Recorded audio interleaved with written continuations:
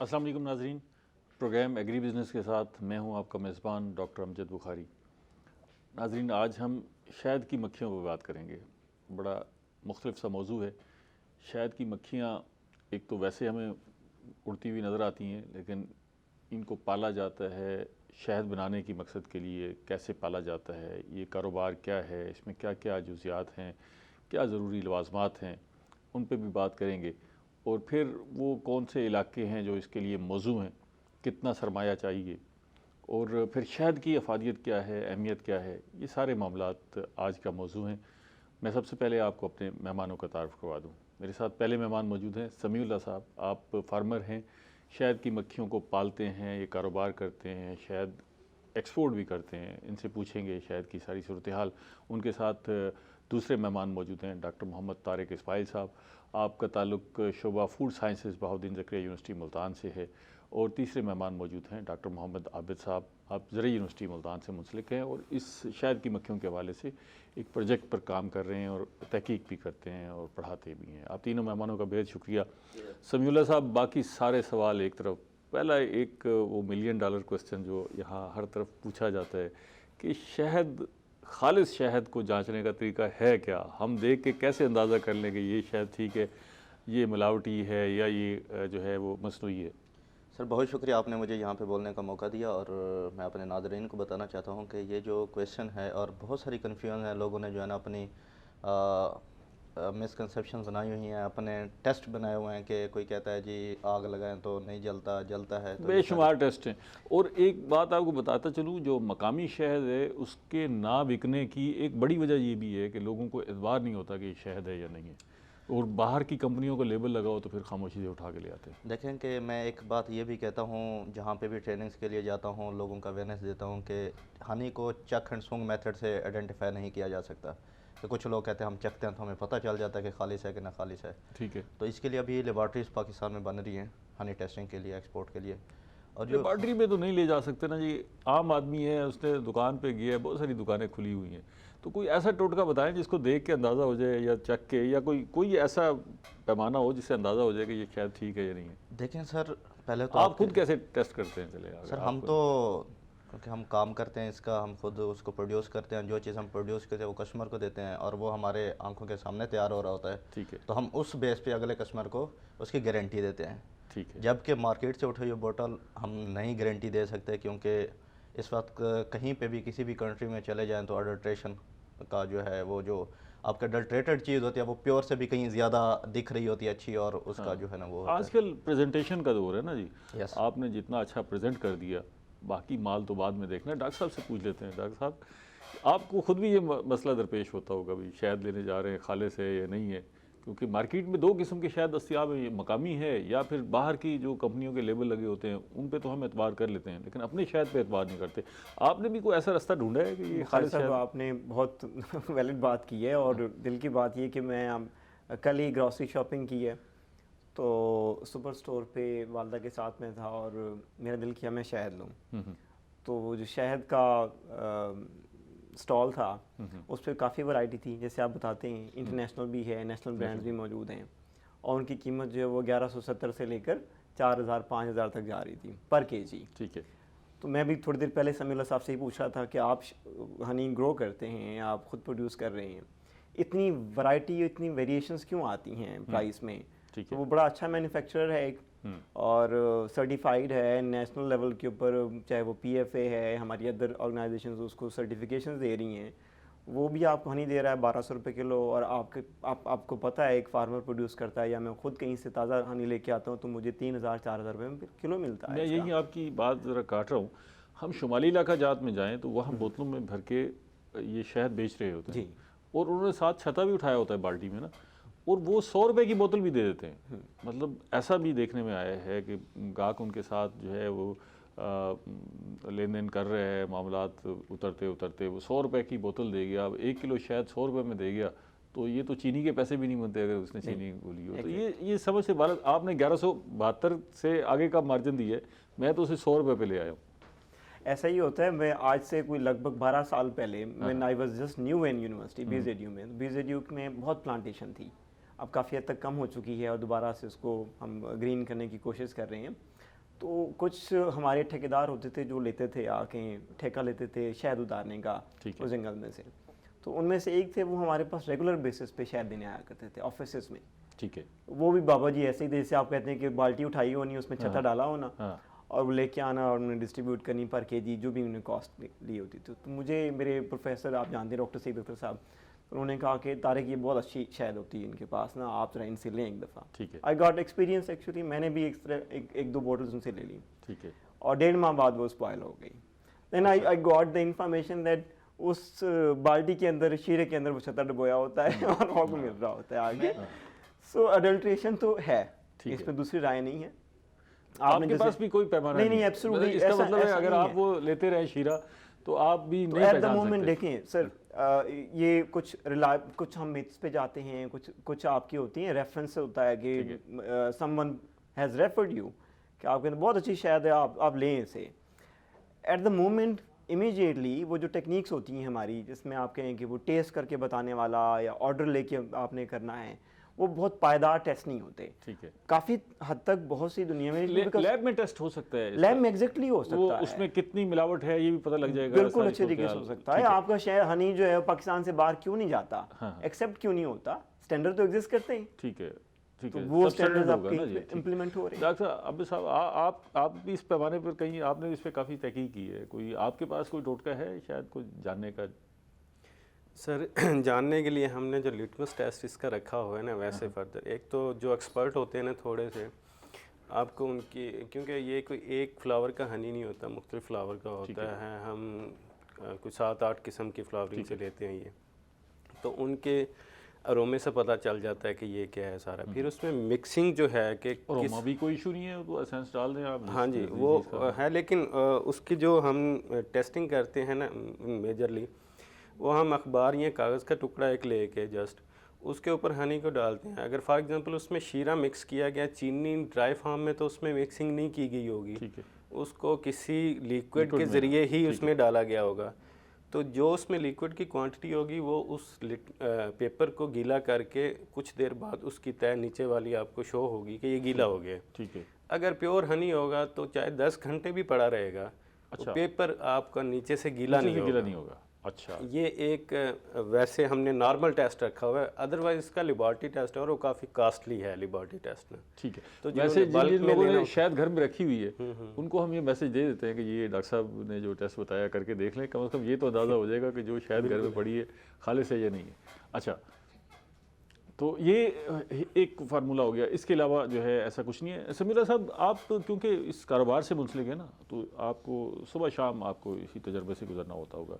ये हम अक्सर देखते हैं, एक आम लोगों के जहन में भी है कि अगर शहद जम जाए तो इसका मतलब ये है कि वो नाकिस है, वो शीरा है, उसमें चीनी मिली हुई है। अगर वो नहीं जमती तो लिक्विड फार्म में रहती है तो फिर ठीक है। ये कहाँ तक ठीक है? सर पहले तो मैं आपको शहद की बेसिक्स बताता जाऊँ कि शहद की क्वालिटीज़ क्या होती हैं। ठीक है। जो एक खालिश शहद और जिसको हम स्टोर कर सकते हैं, उसका जो मॉइस्चर लेवल है वो 17% होता है। ये किसी को नहीं पता। वो लोग चेक करते हैं भाई ये गाढ़ा होना चाहिए, ये पतला होना चाहिए, ऐसे नहीं है। अब जब आपका शहद में कोई 17% वाटर मॉइस्चर लेवल जो होता है, अब इससे अबव जब जाएगा तो वो 18, 20, 21, 22 होगा, वो स्पॉइलेज हो जाएगा। जैसे सर ने कहा कि मैंने बाल्टी से शहद लिया। दूसरी बात, शहद उतारते कब हैं ये चीज़ें भी किसी को नहीं पता, और लेने वाले को भी नहीं पता। मैंने शहद, वो देखते हैं भी लकड़ी के साथ लगा हुआ है, छत्ता बना हुआ है, ठीक है। अब जब मक्खी ने शहद बनाया, शहद की मक्खी ने, उसने उसके अंदर अपनी केमिस्ट्री के मुताबिक, शहद की मक्खी के पास सारी लेबॉर्ट्रीज हैं उसको सेट करने के, स्टोर करने के। जब उसका 17% मॉइस्चर लेवल हो जाता है, शहद की मक्खी अपना छत्ता बंद करती है। ठीक है। उसके जो खाने होते हैं मोम लगा के, वैक्स लगा के उसको बंद कर देते हैं। ठीक है। जब बंद हो गया तो वो शहद होता है पक्का, जिसको हम पक्का शहद बोलते हैं, और वो रेडी टू वो एक्सट्रैक्शन होता है कि आप उसको निकालें और उसको आप स्टोर कर लें। ठीक है। दूसरी बात यह है कि लोग इसको स्टोर कर लेते हैं फ्रिज में। हनी का स्टोरेज फ्रिज भी नहीं है। हनी को आप एक रूम टेम्परेचर में रखें, और जब आप गर्मियों में शहद पैक करके रखते हैं तो वो, क्योंकि उस बाहर की नमी नहीं होती उस वक्त, तो वो शहद नहीं जमता। जैसे वो खुलेगा, अनट्विस्ट होगा, तो आप खाएंगे एक दिन, दूसरे दिन तो बाहर की जो नमी वाली हवा होती है वो उसके अंदर जाती है, ग्लूकोज और फ्रक्टोज का रिएक्ट होता है, और जो खाली शहद की क्रिस्टलाइजेशन होती है वो बड़ी सॉफ्ट होती है। ठीक है। उसमें आपको ज़रा नहीं मिलेगा। अगर उसमें अडल्ट्रेशन है, उसकी सॉफ्टनेस हार्ड होती है, जो क्रिस्टलाइजेशन होती है, तो उससे आप अंदाज़ा लगा सकते हैं कि इसमें किसी चीज़ की मिलावट जम सकता है, इसमें कोई ऐसी जमना बात- कुदरती अमल अमल है है। और खालिस होने की निशानी है कि शायद जमेगा। अच्छा, इसका मतलब ये पैमाना ठीक नहीं है, लोग ये देखते हैं कि शायद जम गया है तो इसका हाँ, मतलब है खराब है। शायद ना जमना। इस पे मैं आता हूँ कि अब मैं भी एक ब्रांड रन कर रहा हूँ और हम बेच रहे हैं, हमारा कस्टमर हमसे ख़राब भी होता है कि जब शायद जमते वो कहता है जी आज भी मुझे एक दोस्त ने भेजा है, मैंने देखा इस दफ़ा तो जो ठंड पड़ी है बाहर पानी भी जमा हुआ था, ये तो फिर भी शायद है। शायद है, ठीक है। और दूसरी बात यह है कि जब आप शहद को देखते हैं, मुख्तलिफ फ्लावर हैं, मौसम बहार का फ्लावर है, वो सारे शहद जम जाते हैं। बेरी का जो शहद है वो आपका 1 साल के बाद दूसरे साल में जमना शुरू होगा, जमेगा लाजमी, अच्छा, वो जल्दी नहीं जमेगा। वो नहीं जमेगा जो बेरी का शहद अच्छा, है ये उसमें- वेरी करता है, मतलब वेरी करता है। मुख्तलिफ फूलों से, मुख्तलिफ दरख्तों से जो जूस लिया गया है, एक्सट्रैक्ट है, उस पर वेरी करता है कि किसने इतना कितने अरसे बाद जमना है या नहीं जमना। डॉक्टर साहब, ये आप क्योंकि फूड साइंसेस से रिलेटेड हैं, हमारे यहाँ तो ये मिथ है कि शायद की कोई एक्सपायरी नहीं है और जितना मर्ज़ी इस्तेमाल करें, बल्कि हम ये समझते हैं कि जितना पुराना चावल होगा, जितना पुराना शहद होगा, उतना ही अच्छा होगा। आप तो साइंटिस्ट क्या समझते हैं, शहद की कोई एक्सपायरी है या नहीं है? आपकी बात बड़ी वैलिड है। कुछ अर्सा पहले ही बिफोर क्रिस के कुछ सैम्पल्स हमें शहद के मिले हैं, बहुत पुराने, ठीक है। और वो उनके बारे में क्लेम किया जाता है कि दे आर स्टिल इंटैक्ट अच्छा और वो यूज़ हो सकते हैं, अच्छा, इस हद तक है। तो और इसमें जैसे समी बता रहे थे कि केमिस्ट्री जो है वो डिपेंड करती है कि किस स्टेज पे आपने इसको हार्वेस्ट किया है, और वो डिपेंड करता है इसमें। लाइक सबसे बड़ा चैलेंज इसमें मॉइस्चर है। कुछ ऐसे भी शहद हैं जिसमें मॉइस्चर जो 5% है, कुछ में 15% है, कुछ में 20% है। जैसे जैसे इसका लेवल ज़्यादा होता जाएगा ये स्पॉलेज की तरफ जाता है। ठीक है। तो हमने अभी जो असल मौजू है उस पर बात करनी है, लेकिन ये एक्सपायरी का मामला भी बड़ा इंपॉर्टेंट है। Important है, expiry होनी चाहिए। मज़ीद इस पर जानना चाहूँगा, लेकिन एक ब्रेक ले लूँ मैं। नाज़रीन, बड़ा अहम मौजू है, बड़ा अच्छा मौजू है, आप हमारे साथ रहिएगा। मिलते हैं एक छोटी सी ब्रेक के बाद।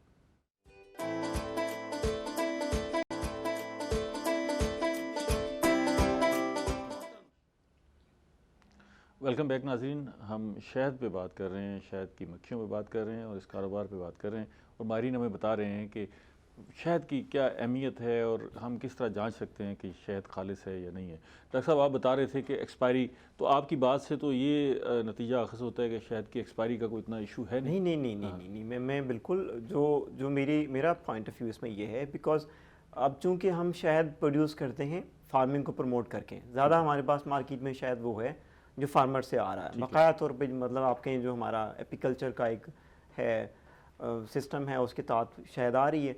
अब इसमें शहद में नमी का लेवल क्या था, वो कंट्रोल कंडीशन में उस स्टेज पे हार्वेस्ट हुई है कि नहीं हुई, ये कंट्रोल करना बहुत मुश्किल है। तो अगर नमी ज़्यादा है तो शहद ने बहुत जल्दी एक्सपायर हो जाना है। अच्छा। It may take only 6 months to get expired. अच्छा। और अगर बहुत अच्छे तरीके से कंट्रोल की हुई है तो 2-2 साल तक इसको कुछ नहीं होता। तो इसलिए वो जो क्वालिटी सिस्टम है उस पर कंप्रोमाइज़ ना आए, तो माहिरीन तो हमारे फार्मर्स के पास तो नहीं है ऐसा कोई ऐसा ट्रेनिंग नहीं है। कोई जो है ट्रेनिंग भी नहीं है, दूसरा ऐसा कोई ऐसी लैब भी नहीं है जिससे वो इसकी एक्सपायरी डेट का तयन कर सके। मास्टर का तयन करें, फिर एक्सपायरी डेट का तयन करें, फिर उसकी जो है जिस दिन उतारी गई है शायद वो भी पता हो, वो तो ऐसा कुछ भी नहीं है। अच्छा बुखारी साहब, जिन्होंने इसको एज अ बिज़नेस लिया है, फॉर एग्जांपल अगर शायद को मैंने एज अ बिज़नेस ऑप्ट किया है, मैं एंटरप्रेन्योर हूँ या मैं फार्मर हूँ, तो शहद की ये जो स्टेज है कि उसमें नमी का लेवल कितना है, इसको चेक करना बहुत ज़्यादा डिफ़िकल्ट नहीं है। बहुत छोटी छोटी इंस्ट्रूमेंटेशंस हैं जिससे आजकल हम पता कर लेते हैं कि इस वक्त शहद की कंडीशन कैसी है। तो जिसने ये सब बिजनेस ऑप्ट किया उसके लिए तो ये मसला नहीं है, और वो डेफिनेटली R&D करता है अपनी बेसिक कि मेरा शायद कितना अरसा तक स्टोर हो सकता है, ठीक है, और वो R&D के बाद लेके अपनी प्रोड्यूस मार्केट में लेके आता है। उसके बाद अगर ये शहद डॉक्टर साहब एक्सपायर हो जाता है तो इसमें क्या एलिमेंट्स शामिल हो सकते हैं? जहरीला हो सकता है, इसको खाना मुज़र सेहत हो सकता है, क्या क्या ख़राबी हो सकती है? ये सवाल मैंने इसलिए पूछा है कि हमारे लोग जो है वो, क्योंकि उनकी जहन में मुख्तलिफ आइडियाज़ हैं, वो ये कहते हैं कि शहद की एक्सपायरी नहीं है। हमारे लोग ऐसे भी हैं जो एक्सपायरी शहद ढूंढ के आते हैं स्टोर से, बाहर का शहद आया एक्सपायर हो गया है तो वो कहते हैं ये सस्ता मिल जाएगा, ले आएँ, इसकी तो कोई एक्सपायरी नहीं है, इस्तेमाल करना है। इसके मुज़र असरात क्या हो सकते हैं? सर, इसके मुज़र असरात को इतने डेंजरस नहीं है। ठीक है, इसके टेस्ट में फ़र्क आ जाता है। ठीक है, जो कि मेजरली पहले एक फ्रेश टेस्ट टॉक्सिक नहीं होगा, टॉक्सिक नहीं होता ये इतना ना, थोड़ा सा तुर्श किस्म का जायका आ जाता है इसके अंदर ना। ठीक है, अदरवाइज़ इसमें बैक्टीरियल प्रोसेस बेसिकली हो रहा होता है जिसकी वजह से वो जम रहा है, तो वो ज़्यादा जूद हज़म हो जाता है जब बैक्टीरिया प्रोसेस कर लेते हैं चीज़ों को। तो अच्छा हो गया। तो वो हम इसका टेस्ट मतलब की ये वजह बात से ठीक है कि ये जितना पुराना शायद होगा उतना हाँ अच्छा जी, हो जाएगा। उतना अच्छा हो जाता है सारा ना ये सारे। तो इसमें कोई इतना इशू नहीं है कि जस्ट हम टेस्ट की वजह से लोग अवॉइड करते हैं कि टेस्ट डेवलप हुआ हुआ होता है। तो हम चाहते हैं कि इवन के यहाँ पे अब हर फ्लावर का डिफरेंट टेस्ट है, जा। तो लोग यहाँ तक भी समटाइम कहते हैं कि यार वो वाला असली था, उसका जायका और था, इसका हो रहा है, ये नहीं पता कि इसका सोर्स हो रहा है। तो हम तो टेस्ट के यहाँ तक एडिक्टेड होते हैं ना, एक ही टेस्ट को हम यूज़ करने के आदी होते हैं सारे ना। अदरवाइज उसका कोई इशू नहीं है कि बहुत बड़ा इशू नहीं है किसी किस्म का। अच्छा जी, मैं इंटरवीन करूँगा, बहुत इंपॉर्टेंट बात है, और अगर ये स्किप हो गई तो मैसेज सही नहीं जाएगा। ठीक है। मैं फूड साइंटिस्ट, ठीक है, और बड़ी वैलिड इंफॉर्मेशन आपसे शेयर करूँगा। दुनिया भर में शहद से जो सबसे बड़ा मुतल्लिका एक चैलेंज है, ठीक है, कि आपने शहद कहाँ देनी है, कहाँ नहीं देनी, किसको देनी, किसको नहीं। आप सुनते होंगे माएँ देती हैं घुटियाँ बच्चों को, शहद की घुटी बिल्कुल देती हैं। दुनिया में उसको मना करते हैं। मना करने की रीज़न है एक मैसेज एक लदा है कि माँ का दूध जो है वो बड़ा इंपॉर्टेंट है, तो पहले खुराक माँ के दूध होनी चाहिए, शहद क्यों नहीं देनी चाहिए। ठीक है। अदरवाइज फर्दर रीज़न, शहद में ऐसे बैक्टीरिया हो सकते हैं जो डेडली हैं। ओके, ठीक है। One example is Clostridium. Clostridium एक ऐसी एग्जांपल है जिससे गैंग्रीन हो सकता है, ब्रेन डैमेज हो सकता है।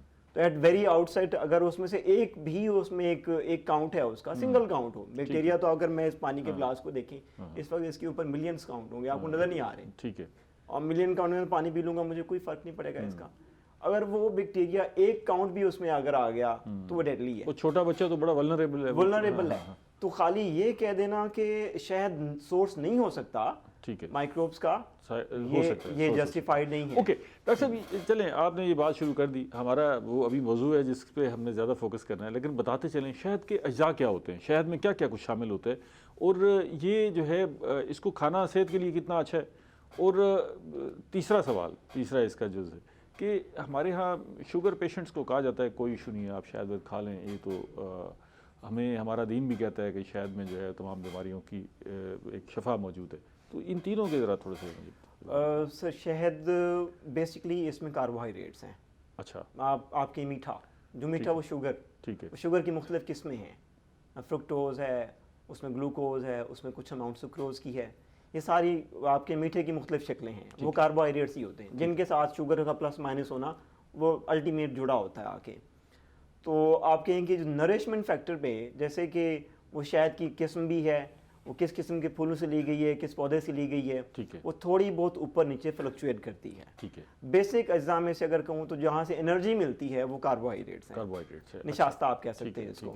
उसके अलावा इसके अंदर छोटे छोटे और कंपोनेंट्स, माइक्रोन्यूट्रिएंट्स हैं, मिनरल्स हैं। फिर बहुत ग़िज़ाइयत का सोर्स तो ना हुआ अगर मैं देखूं तो ये लाइक मैं यूँ समझता हूँ, क्योंकि ये हमारी बेसिक ग़िज़ा तो नहीं है शायद। आपको ज़्यादा से ज़्यादा रिकमेंडेशन है कि आप 1 चम्मच ले लें एक दिन का। वो 1 चम्मच का मतलब है तकरीबन 15 से 16 ग्राम आप निशास्ता लेते हैं। ठीक है। और अगर मैं ज़ाबितीज़ के मरीज़ की तरफ जाऊँ तो 15 से 16 ग्राम निशास्ता लेने पे आपको 1 यूनिट इंसुलिन का चाहिए होता है। ठीक है। सो ग़िज़ाइयत के एतबार से एनर्जी प्रोवाइड करेगा, इंस्टेंट एनर्जी प्रोवाइड करेगा। और फौरी एनर्जी ये होती है कि आप के मुंह से ही इसकी एब्जॉर्प्शन शुरू हो जाती है। ओके, ठीक है। घर तक तो बहुत देर तक आती है, ज़ुबान से ही शुरू हो जाती है एब्जॉर्ब होना, और इंस्टेंटली ये ग्लूकोज लेवल इंक्रीज़ करेगा, ये एनर्जी आपके ब्रेन को मिलेगी, फ्रेशनेस आएगी। ठीक है। और जहाँ तक आएंगे फिर इसके हेल्थ इफेक्ट्स, वो definite there are certain health effects जो इसके साथ जुड़े हुए हैं। मगर शुगर के मरीज़ को ये कह देना कि शहद खाने से कुछ नहीं होता, ये मिथ है, ये गलत है। और ये भी इक्वली कंट्रीब्यूट करता है और रैपिडली कंट्रीब्यूट करता है ग्लूकोज इंक्रीज़ करने में। तो ये इलाज नहीं है, मुतबादिल भी नहीं है। लोग इलाज समझ के भी इसको, ये बिल्कुल ना ये मुतबादिल ना ये इलाज है ये। ठीक है। समीला साहब, ज़रा अब हमें ये बताइएगा कि आप इसकी फार्मिंग कर रहे हैं, हनी बीज की, शहद की मक्खियाँ पालते हैं, छतें आप जो है वो बनाते हैं, और फिर शहद इकट्ठा करके आप लोकल मार्केट में भी देते हैं और एक्सपोर्ट भी करते हैं। तो ये आपका सारा जो प्रोजेक्ट है ये कहाँ, मुल्तान, जनूबी पंजाब में किस जगह पर है जहाँ ऑपरेट कर रहे हैं आप? जी सर, आपने बहुत ही वैलिड क्वेश्चन किया कि पहले से बात चल रही थी एक हनी के प्योर होने की। अब हम लोगों को कह रहे हैं कि हम आप इन चक्रों में ही ना आए कि खालिश शहद कहाँ से मिलेगा, कैसे मिलेगा। हम आपको यूनिट ही तैयार करके दे रहे हैं, आप अपने घर पे रखें, अपने फार्म पे रखें, अपना शहद प्रोड्यूस करें, खुद भी खाएं, अपने रिश्तेदारों को भी दें। मतलब आप घर में भी एक छत्ते से भी काम चला सकते हैं? यस, एक छत्ते से आपका 8 किलो से 10 किलो शहद आपको हासिल हो सकता है, जो कि आपका एनुअली कंजप्शन जो है वो इनफ है आपके लिए। अच्छा, तो इसका मतलब है कि जिस तरह हम किचन गार्डनिंग की तरफ जा रहे हैं तो ये Yes. शहद भी आपका घर का दस्तयाब आपके होगा? और मुल्तान फिर में सर काफ़ी लोग जो है अपनी छतों पे उन्होंने रखे हुए हैं शहद के छतें, और वो कर रहे हैं, वो हमसे व्हाट्सएप में कांटेक्ट में होते हैं, हम उनको गाइड कर रहे होते हैं गाय बागाए कि अब आपने क्या करना है, इसके साथ क्या करना है। और ये एक पार्ट टाइम बहुत ज़बरदस्त बिजनेस है। अभी हम इसमें ट्रेनिंग्स दे रहे हैं वुमेंस को। इमाम मस्जिद जो है उन, अब देखें इमाम मस्जिद कोई कारोबार नहीं कर सकता, 5 वक्त नमाज पढ़ाने उसने, और उसके नमाज बाद उसके फुर्सत होती है, नमाज के फुर्सत बाद। होती है। ठीक और इस टाइम के लिए हनी बी का बिजनेस बहुत वैलिड है उसके लिए, ठीक हो गया। कि आपने पार्ट टाइम में जाएं, काम करें, हफ्ते में एक दफ़ा देख लें तो बहुत ज़बरदस्त हो जाता है। आपका क्वेश्चन कि हमारा फार्म कहाँ पे है, हम कुछ यूनिट हमने ज़रा यूनिवर्सिटी मुल्तान में लगाए हुए हैं एज ए एक्सपेरिमेंटल और रिसर्च के लिए, और हमारा जो जो मेन फार्म है वो चक पंच फैज़ में है। हमारे फार्मर हैं, ग्रोअर हैं बहुत अच्छे, मलिक लियाज साहब, उनके फार्म पे। और क्योंकि अच्छा, ये सवाल बेसिकली मैंने इसलिए पूछा था कि हमारे जहन में ये तस्वर है कि शहद के कारोबार के लिए या शहद की मक्खियाँ पालने के लिए कोई मखसूस इलाके चाहिए जहाँ पर दरख्तों की बहुतात हो, फूलों की बहुतात हो। जैसे हम देखते हैं ख़ास तौर पर शुमाली इलाका जात में आपको जगह जगह जो है वो इस तरह के कारोबार नज़र आएंगे, तो हमारे यहाँ इधर नज़र नहीं आता। तो क्योंकि उसकी वजूहात भी हैं, वो वजूहात भी डिस्कस कर लेते हैं, लेकिन क्या ये इलाका जो हमारा साउथ पंजाब है ये सूटेबल है अगर आप शहद का कारोबार सर मैं आपको बताऊं कि हमारा जो इलाका है, जितना अच्छी फ्लावरिंग यहाँ पे है तो आई थिंक सो कि अपर एरियाज़ में नहीं होती। अच्छा। वहाँ पे क्योंकि बर्फ़बारी ज़्यादा होती है, बाहर बहुत लेट आती है। सिर्फ वजह क्या है कि हमारा जो गर्मियाँ आती है ना, उस सीज़न में थोड़ा सा कुछ एरियाज़ हैं जहाँ पे जो है ना गर्मी ज़्यादा पड़ती है और वहाँ पे अल्टरनेटिव क्रॉप फ्लावरिंग नहीं होती। लेकिन जो बेसिक जो इन्हासार है इस एपीकल्चर का वो पंजाब ही है। आपके अब आजकल आप विज़िट करें तो पूरे पंजाब में जितने भी अपर एरियाज़ के फार्मर थे वो सारे आए हुए हैं। यहाँ पे किनोला लगता है, यहाँ पे सूरजमुखी लगती है, वहाँ पे वो आके हनी बीज़ की ब्रीडिंग करते हैं। ब्रीडिंग करने के बाद वो अपनी हनी बीज़ को गर्मी से बचाने के लिए फिर लेके जाते हैं पहाड़ी इलाके में। और मैं वहाँ यही पूछना चाह रहा था, बल्कि मैं डॉक्टर आबिद साहब से ये जानना चाहूँगा कि ये जो हमारे यहाँ टेम्परेचर 50 डिग्री को टच करने लग जाता है, तो ये दर्जा जो है वो सूटेबल है यहाँ पर मक्खियाँ पालने के लिए? और वो तो छत्ते भी पिघल जाएंगे इस दर्जा में। तो बिल्कुल आप सही कह रहे हैं। हाँ, ये 40 से नीचे आइडियल टेम्परेचर होता है इनकी सर्वाइवल के लिए। जैसे ही इससे टेम्परेचर अबव जाता है, जो कि हमारे यहाँ 3-4 महीने इससे अबव टेम्परेचर रहते हैं 40 से, तो इनका इशू आता है। तो बी कीपर मोस्टली फार्म क्या करते हैं कि अपना फार्म जो है सर्दियों में इधर शिफ्ट कर लेते हैं कि ऊपर बर्फ़बारी है अपर पे, और इधर सूटेबल मौसम है उनके वो लिए, सारे छत्ते उठा लाते हैं? छत्ते उठा के ट्रैवल करते हैं। अच्छा। वैसे भी जो फार्मिंग में आप ज़्यादा अर्निंग करना चाहते हैं बिज़नेस पॉइंट ऑफ व्यू से, तो आपको ट्रैवलिंग करनी पड़ेगी इनकी। फॉर एग्जांपल एक क्रॉप है, वहाँ पे आपने ले जा के रखा, वहाँ से आपने 1 महीने में हनी पक के तैयार हो गया, आपने हार्वेस्ट किया, अब वहाँ क्रॉप फ्लावरिंग ख़त्म हो गई है, आपकी मक्खियों को भी फीड नहीं मिल रही, आपके लिए हनी भी प्रोड्यूस नहीं करेंगे। आप फिर दूसरी जगह तलाश करेंगे जहाँ पे कोई और फसल है, वहाँ पे जाके अपना फार्म शिफ्ट करेंगे, वहाँ पे हार्वेस्ट करेंगे। इस तरह अगर मूव करते रहेंगे तो साल में आप 5 से 7 हार्वेस्ट ले लेंगे मुख्तलिफ इलाकों से। अगर आप चाहते हैं कि एक ही जगह मेरा फार्म पड़ा रहे, तो आपकी जो वो वहाँ पे फ्लावरिंग होगी जिस सीज़न में, उसमें तो मक्खियों को आपको मिलती रहेगी डाइट, और वो हनी भी आपको देंगी। अदरवाइज़ आपको उन्हें डाइट करना पड़ेगा। ये जो गर्म मौसम है, अगर आपके अंदर ये कैपेसिटी का भी मामला है ना, कि आप मूव करना चाहते हैं तो आपके पास ये गुंजाइश मौजूद हो, आपके पास ट्रांसपोर्टेशन मौजूद हो कि आप मूव कर सकें।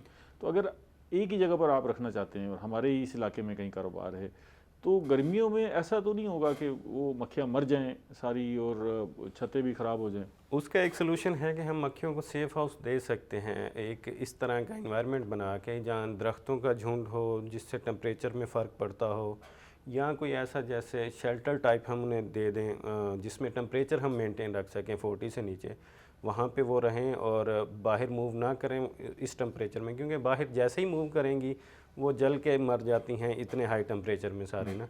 तो हमें उन्हें फिर अगर एक ही जगह रखनी है तो 3-4 महीने के लिए हमें उन्हें शेल्टर भी देना पड़ेगा, प्लस हमें फीड भी करना पड़ेगा, जो कि हमारे लिए मूव कराने से ज़्यादा कास्टली पड़ जाता है। मतलब हम मसनूई तौर पे उनको हाँ जी फीड सर करवाएंगे। इसमें मैं एक ब्रेक ले लूँ फिर आपसे ये शुरू करते हैं। नाज़रीन, मिलते हैं एक छोटी सी ब्रेक के बाद।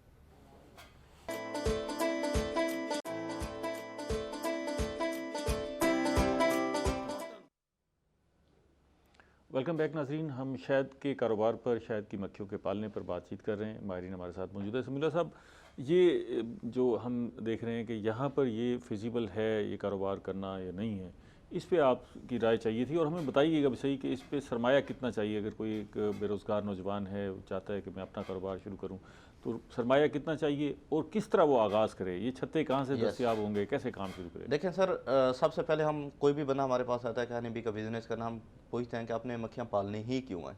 आया कि आप अपने घर के लिए शायद प्रोड्यूस करना चाहते हैं, एज अ हॉबी इसको करना चाहते हैं, और या इसको एज अ बिज़नेस करना चाहते हैं। तो पहली बात तो यह है कि एक बॉक्स से 50 बॉक्स तक जो बी कीपिंग आती है वो हॉबी में आती है।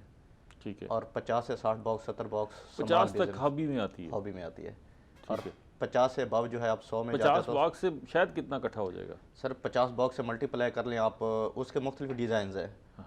एक अप्रोक्सीमेट 6 kg तो एक टाइम में आपका निकल आता है एक बॉक्स से। एक बॉक्स से तो ये तो हॉबी ना हुई 50 बॉक्स से तो बहुत ज़्यादा। लेकिन जब आप इसकी कास्ट लगाते हैं, आपने एक बंदा हायर किया जो उसकी मैनेजमेंट कर रहा है, ठीक है, और आप भी अगर उसको फुल टाइम दे रहे हैं, तो मुझे ये बताएं कि एक बंदे की आजकल जो है ज़िंदगी गुजारने के लिए उसको मंथली कितने एक्सपेंसेस चाहिए?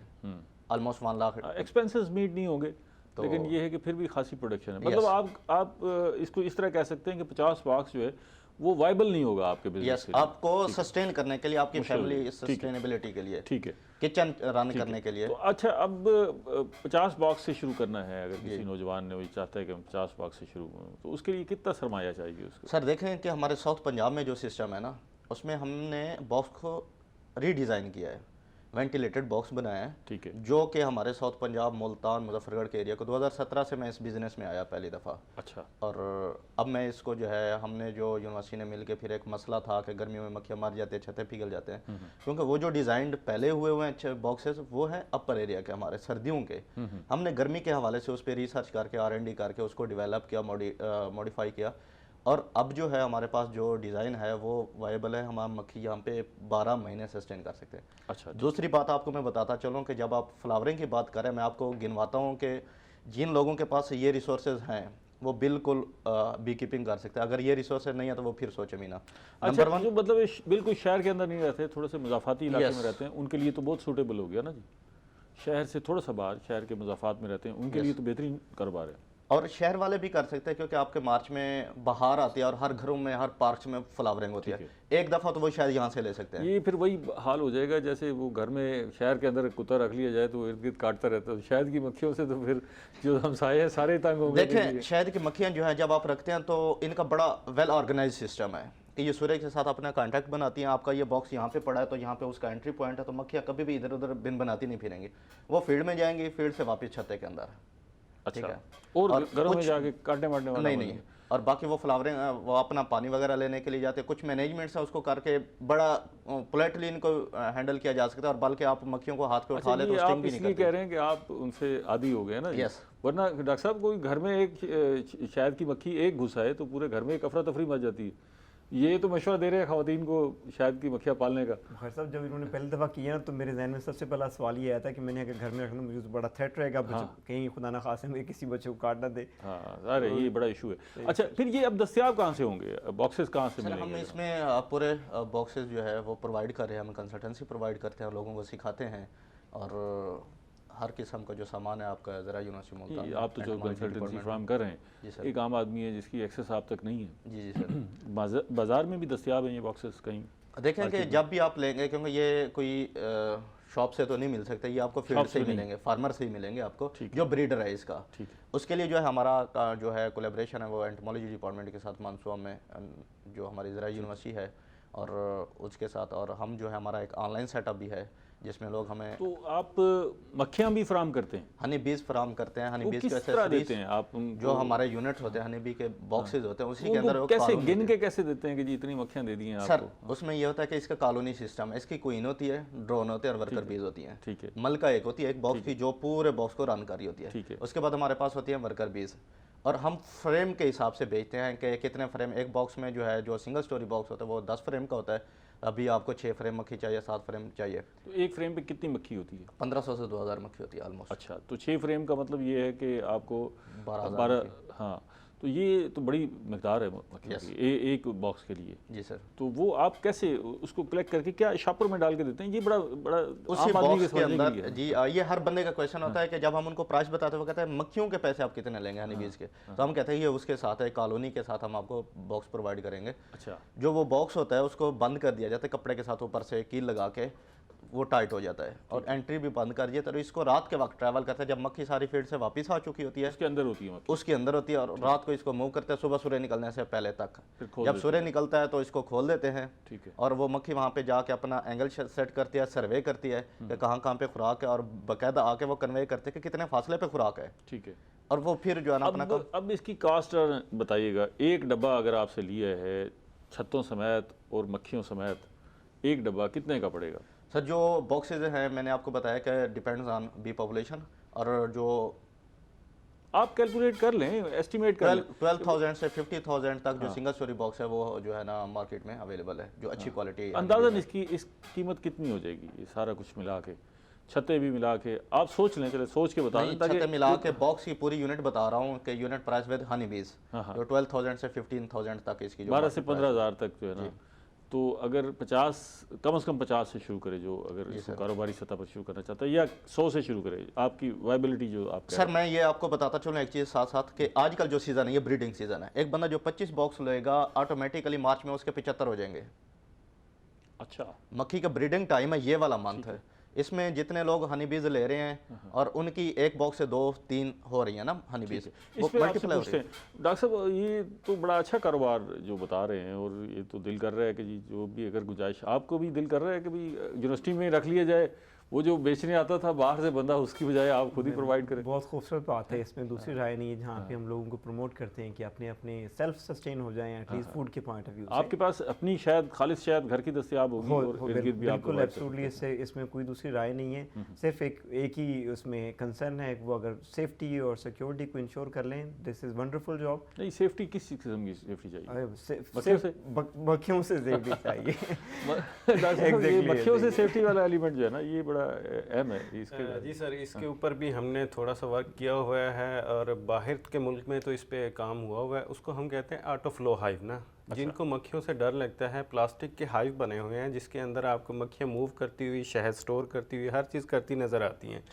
उनके जो छत्ते का डिज़ाइन है बेसिकली ये हेक्सागोनल होता है, तो 2 शीट्स को मिला के बनाया जाता है। जब उसमें हनी स्टोर हो जाता है तो बाहर से ये एक वो हुक लगी हुई है, उसको आप करेंगे तो वो अनलॉक हो जाता है, 2 शीट्स ना, ठीक है। शहद निकलना शुरू हो जाता है और वो रास्ता बना हुआ है, ऑटो फ्लो हो जाएगा। कहीं ना हमें मक्खियों को छेड़ना पड़ेगा उसमें, और ना कुछ और करना पड़ेगा। मक्खियाँ अपना काम कर रही हैं, हमें उन्हें कुछ नहीं करना पड़ता। आम फार्मिंग में तो हम उठाते हैं, मक्खियों से डील करते हैं, बी कीपर जो है। उस ऑटो फ्लो हाइव में हमें ऐसा कुछ नहीं करना पड़ता। वो सेफ हैं टोटली। आपको जब हनी चाहिए उसको खोला, अनलॉक किया, और डॉक्टर साहब मसला हल कर दिया आपका। अब आप इस पर ज़रूर सोचें। आप न्यूट्रिशनिस्ट हैं, हम ये तवक्को कर रहे हैं कि अच्छी शायद आपसे मिलेगी, आप उसमें बाकी न्यूट्रिशंस का भी ख्याल रखेंगे ना, क्या क्या इनको खिलाना है। अच्छा डॉक्टर साहब, ये अभी समीउल्लाह साहब ने बात की ब्रीडिंग की ना, तो ये जो मक्खियाँ हैं, शहद की मक्खियाँ, इनकी ब्रीडिंग कैसे होती है और कितनी तेज़ी से ये इनकी अफजाइश होती है, बढ़ती हैं? और फिर अगर कोई फार्मर है तो वो इस ब्रीडिंग के पीरियड को, मेरा ख्याल है ये फरवरी और मार्च का महीना ब्रीडिंग का महीना शुमार होता है, तो इस अरसे में उसने क्या एहतियातें करनी है और ब्रीडिंग को किस तरह संभालना है? एक्चुअली सर इसका जो सीज़न होता है टेम्परेचर डिपेंडेंट होता है बेसिकली ना। 35 से 40 के नीचे जब टेम्परेचर है ना, और 20 से ऊपर लेके, ये इनके लिए ब्रीडिंग सीज़न होता है बेसिकली। ये जनवरी से लेके या फरवरी, मार्च और अप्रैल का भी कुछ अर्सा समटाइम मिल जाता है इनको। इसमें क्या होता है कि मलका जो है उसने एगलिंग करनी होती है, ठीक है, और आइडियली वो 1500 से 2000 एग पर डे करती है। ये सिर्फ मलका अंडे देती है? जी, मलका अंडे देती है, बाकी वर्कर नहीं? वर्कर मक्खियों का काम होता है फील्ड में जाना और सिर्फ मलका अंडे देगी? बिल्कुल, मलका अंडे देती है सारी। ठीक है। तो वो डेली बेसिस पे 1500 से 2000 एगलिंग करनी है उसने, तो पॉपुलेशन बड़ी तेज़ी से इंक्रीज़ कर रही होती है। ठीक है। तो इसको फिर 1 से 2 डब्बे, फिर 2 से फिर 3 डब्बे, मिनिमम भी आप 3 दफ़ा इसको मल्टीप्लाई कर सकते हैं इन 2 महीने में, अगर आप अच्छी मैनेजमेंट कर लेते हैं। कुछ लोग हनी निकालने की लालच में फिर वो ब्रीडिंग के ऊपर ना कंप्रोमाइज़ करना पड़ता है। आपको इस सीज़न में अगर हनी आप नहीं निकालेंगे तो आप 1 डब्बे से 3 डब्बे मल्टीप्लाई कर लेंगे, और वो जो 3 डब्बे हैं वो अगली दफ़ा आपको 3 गुना ये ज़्यादा जब शहद ब्रीडिंग हो भी। रही है तो फिर आप कोशिश करें खाली डब्बे रखना शुरू कर दें क्या? ये ऐसे ही रस्म है सर? yes. क्योंकि आपको पता है कि अफजाइश हो रही है जी, तो खाली जब डब्बे आपके पास बॉक्सेस हैं 25 हैं तो आपको कम अज़ कम 50-60 खाली बॉक्सेस रखना होंगे, क्योंकि मक्खी जैसी दूसरी मलका बनती है वो सवारन करती है, बाहर साथ वाले दरख्त पे बैठती है, तो वहाँ से झाड़ के हम नए बॉक्स में रख देते हैं। ठीक है। दूसरा तरीका ये ये है मलका उसी में से होती है जो वो जो अंडे देती है? जी, उसी में अंडे एक आध देती है को और मलका उसमें है। बाय बर्थ होती है, जो वो जो हमारी नर्स बीज होती हैं, इसमें भी कैटेगरीज हैं, जो वर्कर बीज है, काम कारकुन मक्खियाँ हैं, उसमें कुछ सिक्योरिटी बीज होती हैं जो गार्ड बीज के तौर पे हाव्स की सिक्योरिटी करती है, जो स्टिंग करने आती है हमें। ठीक है। इसके अलावा कुछ नर्स बीज होते हैं जो हमारे जो हनी बीज के लार्वी होते हैं उनकी देखभाल कर रही होती है, उनको खुराक दे रही होती हैं। अच्छा, ठीक है। और वो जो बीज होती हैं उसमें जब मलका एक हिस्से पे वो जब ओवर पॉपुलेटेड होती है, ड्रोन भी मौजूद होते हैं, हालात भी फेवरेबल हैं, टेम्परेचर भी फेवरेबल है, तो वहाँ पे वो क्या करती है कि एक नई मलका बनाने का अमल शुरू कर देती है दूसरे हिस्से में। वो पहले वाली मलका को पता नहीं चलता और वहाँ पे वो उसके अंगेस्ट एक मलका तैयार हो रही होती है। वहाँ पे जो बाय बर्थ एग दिया है उसको रॉयल जेली खिलाना शुरू कर देते हैं। मलका डे 1 से एंड डे तक, आखिरी दिन तक 2 साल रहे 3 साल रहे, वो जो है रॉयल जेली पे ही फीड करती है। अच्छा। जबकि जो वर्कर भी है वो 24 आवर जो फर्स्ट होते हैं, एक दिन या 1.5 दिन वो रॉयल जेली पे फीड करते हैं, बाकी जो है वो दूसरी फीड पे जो है वो फीड करती है दूसरी खुराक पे। जब मलका इसलिए जो है ना वो ज़्यादा अंडे दे पाते हैं क्योंकि वो रॉयल जेली ही खाती है, बाकी मक्खियाँ जो वर्कर कारकुन हैं वो रॉयल जेली से क्या मुराद है? रॉयल जेली बी मिल्क कहते हैं इसको। शहद की मक्खी जो 12 दिन से 18 दिन की एज की होती है, यंग बीज होते हैं, उसके दिमाग से है फोरेंजियल ग्लैंड से एक सेक्रीशन रिलीज होती है। अच्छा, और वो सिर्फ हाईली वही खाती है। न्यूट्रिशियस होती है और वो जो है उसको शहद की जो मलका है उसको खिलाते हैं। अच्छा, ये आपने पढ़ा है या आपने तजर्बा भी किया है? ये सर, बड़ी डिफरेंट सी साइंस है। मैंने इसको पढ़ा भी है और इसमें मैंने एक्सपेरिमेंट्स भी किए हैं। और पेस्टिसाइड का आंसर जो आप जहरीला बता उससे रहे बात करते हैं। ये जो शहद के छते हैं, ये एक छता कितने अरसे तक चल जाता है? सर ये 2 साल 3 साल 4 साल मल्टीप्लाई होता है ना, क्वीन रिप्लेस होती रहती नहीं है। नहीं, वो जो छता खुद है, जी जी, ठीक है ना, जो आपने मोम का मिनिमम बनाया हुआ, 3 ईयर चल जाता है। 3 years स्टैंडर्ड भी यही है कि आपको 2 ईयर के बाद उसको रिप्लेस कर दें, वैसे 3 ईयर तक चलता रहता है। अच्छा, टाइम बड़ा थोड़ा है डॉक्टर आबिद साहब, बस ऐसे क्विकली ना, ये जो पेस्टिसाइड का एलिमेंट है और हमारे यहाँ ये जो सेलुलर कंपनियों के टावर लगे हुए हैं, सुना है कि ये भी शायद की मक्खियों को मुतासर कर रहे हैं, इन दोनों पे ज़रा क्विकली कमेंट करते हैं। सर जो पेस्टिसाइड है इस पे तो हम जितना भी कोशिश करें नहीं रोक सकते। हमने जो ये अपनी फार्मिंग की है इसमें हमारे पास रोकने का एलिमेंट ये होता है कि हमें पता होता है कि ये गिरदोनवा में, ये जिस बाग में रखी हुई है वहाँ पे अब स्प्रे होना है, तो इसका असर 1 से 2 दिन रहना है, तो हम उनकी एंट्रेंस बंद कर देते हैं रात को। जब एंट्रेंस बंद कर देंगे तो मक्खी 2 दिन जो अपना शहद है उसको कंज्यूम करेगी, फीड में नहीं जाएगी, जहरीला पोलन नहीं लाएगी, मरेगी नहीं। अगर हम ऐसा नहीं करते तो फिर वो जहरीला पोलन लेके आएगी। ये सेलुलर कंपनियों के जो टावर्स हैं ये भी मुतासर कर रहे हैं? कोई कुछ हद तक करते हैं लेकिन इतनी डिस्ट्रैक्शन नहीं है इतनी इससे नहीं है, ना। ठीक है। लेकिन ये जो पेस्टिसाइड है इससे बहुत ज़्यादा। इस पर मजीद बात करते, बहुत सारे पहलू रह गए जिन पे बात होना चाहिए थी, लेकिन प्रोग्राम का वक्त खत्म हो गया। 1 घंटा हमने गुजार लिया जी बैठे हुए। नाज़रीन, आपने गुफ्तगू सुनी, बड़ी दिलचस्प थी। और ये शहद की मक्खियाँ पालने और शहद बनाने का जो कारोबार है इसमें बड़ी गुंजाइश मौजूद है। और ये ऐसा कारोबार है जो थोड़े पैसों से शुरू किया जा सकता है। घर में कुछ भी नहीं है, आप फुर्सत में हैं, ख़वातीन फुर्सत में हैं, तो एक डब्बे के साथ भी काम शुरू कर सकते हैं और वो खुद ब खुद फैलता जाएगा। आपको घर में भी शहद खाने को दस्तयाब होगा। इस तरफ आएँ, अपनी सेहत भी बेहतर बनाएं, कौम को भी पैसा कमा के दें। अगले प्रोग्राम तक इजाज़त दीजिए। अल्लाह ने के बाद।